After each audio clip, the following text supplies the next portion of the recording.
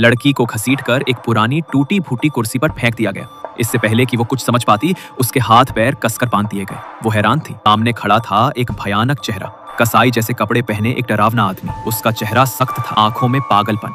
लड़की उससे रहम की भीख मांगती रही, लेकिन वो बस एक बात दोहराता रहा, मैं तुम्हें नहीं छोड़ सकता। कमरे में हर तरफ सन्नाटा था, लेकिन लड़की की चीखें उस सन्नाटे को चीर रही थी। कसाई को सबसे ज्यादा गुस्सा शोर से आता था। उसने लड़की की गर्दन पर हाथ रख दिया। 3 मिनट तक दबाव और घुटन के बाद भी लड़की की आंखों में जिद थी। क्रोधित होकर उसने सुई उठाई और लड़की के होंठ सिल दिए। अब कमरे में मौन था, पर जब उसकी नाक से आने वाली आवाजें भी कसाई को परेशान करने लगी, तो उसने और अधिक ताकत का प्रयोग किया। कमरे में अब कोई आवाज नहीं रहनी चाहिए, उसने बुदबुदाया। कुछ देर बाद वो एक और लड़की को लाया, ये वही लड़की जो अब जाग चुकी, और सामने बंधे हुए प्रेमी को देख उसकी आंखें भर आईं। वो कुछ कहना चाहती थी, पर उसका भी मुंह बंद कर दिया गया था। उसने जोर लगाकर अपनी सील तोड़ी और अंदर से एक असाधारण साहस प्रकट हुआ। जब कसाई प्रेमी पर सुई उठाने ही वाला था, तभी लड़की ने पूरे जोर से हमला कर दिया। कसाई ने लड़की में सभी इंजेक्शन ठोक दिए और एक मुखौटा पहनकर उसे पुतला बनाने की तैयारी करने लगा। लेकिन तभी कोने में छिपी एक और लड़की बाहर आई। उसका अचानक आना जैसे बिजली की तरह गिरा। उसकी टक्कर से कसाई जमीन पर गिर गया और एक ही पल में बंधी हुई लड़की आजाद हो गई। उस टक्कर में घायल हुई लड़की जमीन पर गिरी, लेकिन अब वो साधारण इंसान नहीं रही। वो एक मकई की रानी बन चुकी, जो खेतों की आत्मा बनकर हर बरसात में लड़कियों को चेतावनी देने आती।